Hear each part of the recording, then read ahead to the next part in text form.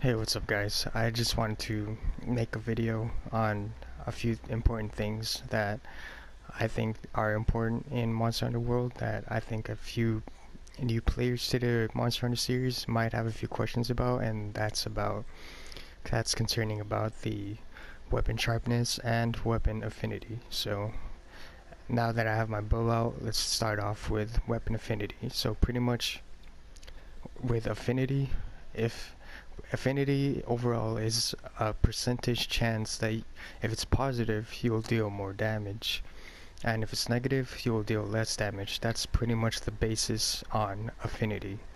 So right now, my coral bender bow has negative 10 affinity. I have still a chance to deal less damage. And let me see if I could demonstrate it right here. See, you saw that triple hit right there. So there's a 20 and then there's two 25s. That's it. If it was positive affinity, I won't have like a chance to deal less damage.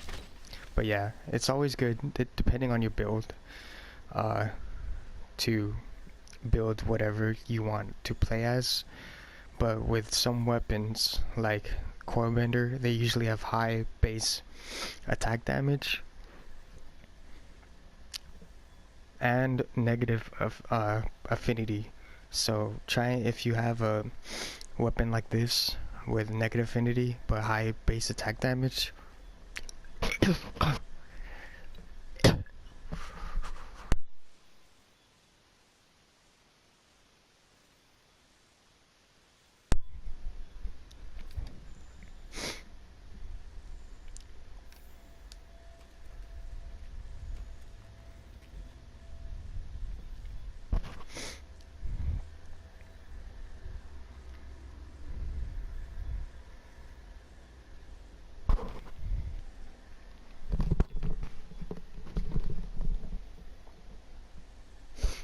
yo, what's up guys? I just wanted to talk and explain about a few things that I think are important in Monster Hunter World that I feel like a few new players that still have questions about, and hopefully I can answer them in this video.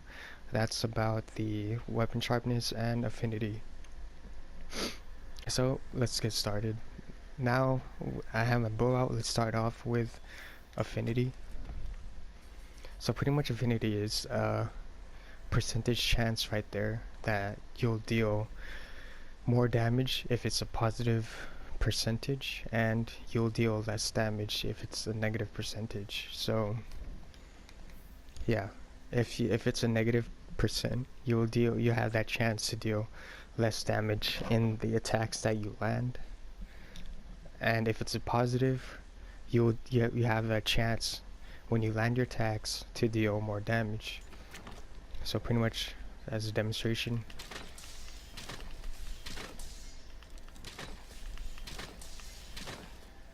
yeah, you saw a few of those arrows that landed dealt less damage compared to the rest of the arrows landed, since I have negative 10 affinity still on my coil bender build that I have right here. If it's best to have positive affinity as much as you can and counteract that negative, so that your damage is going to be more consistent.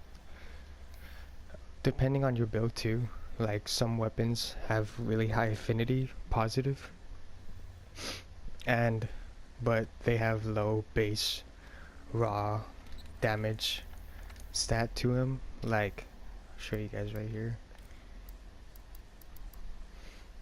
Like this Oda Garen's Charge Blade, positive affinity but low, not that bad, but it's still low base damage. But yeah, depending on your build, it's good to have both.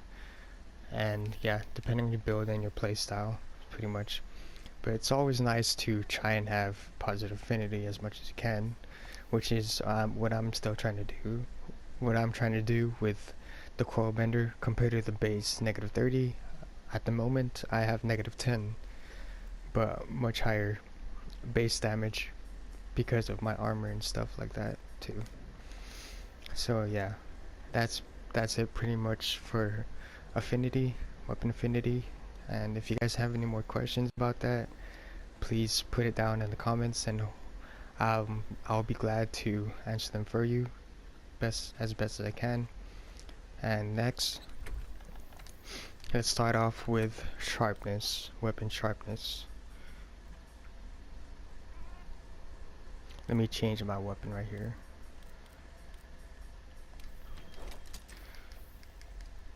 Let me change it to, yeah, this is a good example right now.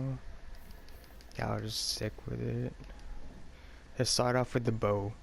Bone longsword. Bow. So pretty much, weapon sharpness,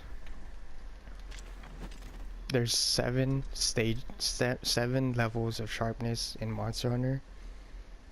Starting from the bottom, red to yellow to red to orange and then to yellow and then to green and then to blue and then to white, and the highest is purple. So white and purple have like one of the it's like pretty much the high levels of sharpness in the game. And the more sharpness you have on the purple and white, anything above green, you'll deal more damage pretty much. It has a damage multiplier to them, to your attack and your elemental attacks, so try and keep your sharpness as high as you can in a fight. Also, like if your weapon loses sharpness as much, like to the lowest level, red, the weapon doesn't break. It just, the weapon